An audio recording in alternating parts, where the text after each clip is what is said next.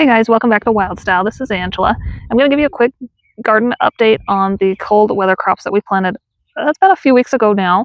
We did go on vacation. When we came back, had some things happening, so I haven't updated you, but we've got a few things to update you on, so I'm going to walk through that real quick today. Okay, so if you remember here, we had in this first row the tennis ball lettuce.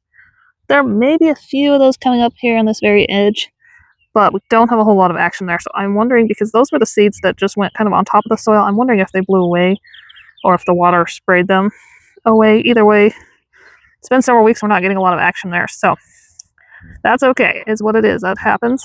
This is going to be where I'm going to put my peppers, so that will actually leave me some space to come in and put several pepper plants in without actually messing up some of my lettuce over here. So this next row, it's a little bit sporadic at the beginning, and then it gets more solid as it goes down. This is the tat soy that we were experimenting with. And then this top row here is the Sun Angel spinach. So coming up nicely, I would say out of all three of those varieties, that Sun Angel spinach is doing the best. It can handle the most cold.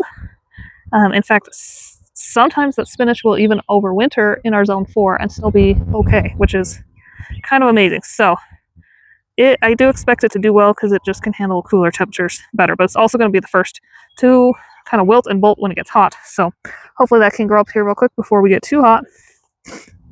Okay, and then next to that, these are the vine beans, and they are looking really good. We had some really good germination on those. I'm hoping they'll kind of come up and grow up this lattice work a little bit. We'll see. That hasn't worked out super well for me in the past, but we'll see if they do that or not. But those beans are looking great. Plants are nice and big and healthy and happy looking. Over here we have the bush variety, more of a bush bean. I did 2 rows of that, and they're looking great. Okay, as we come to the other side, okay, in this bed, we do have, you can see this, we put potatoes over here, and there are several potato plants popping up.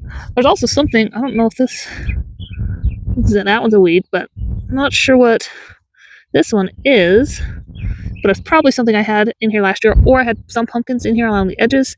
There's a possibility they could have reseeded themselves, or it could just be a weed. So I'll give that a little time. We'll see if we can figure that out. But we do have some nice looking little potato plants popping up here. And then along this back edge, we did 2 clusters of cabbage and 2 clusters of broccoli. Both clusters of broccoli are coming up and looking great. 1 cluster of cabbage is coming up.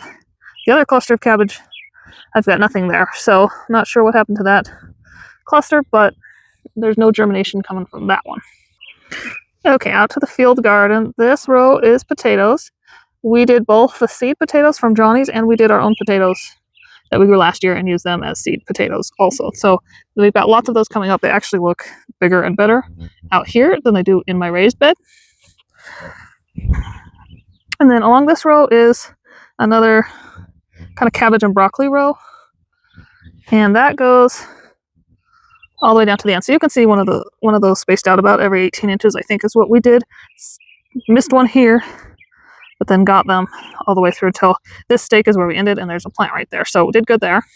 This next row, we tried that seed tape out, if you remember me planting that here. And I can't tell if lettuce is coming up out of this. This is that seed tape lettuce. If it's coming up out of this, or if it's just weeds. It all kind of looks the same. It was a variety of seed tape stuff.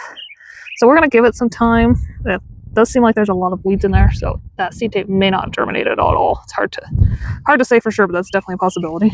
And I don't think we got this on film, but we did plant, I think in this next row, some golden beets. So no activity there yet. We just did that earlier this week.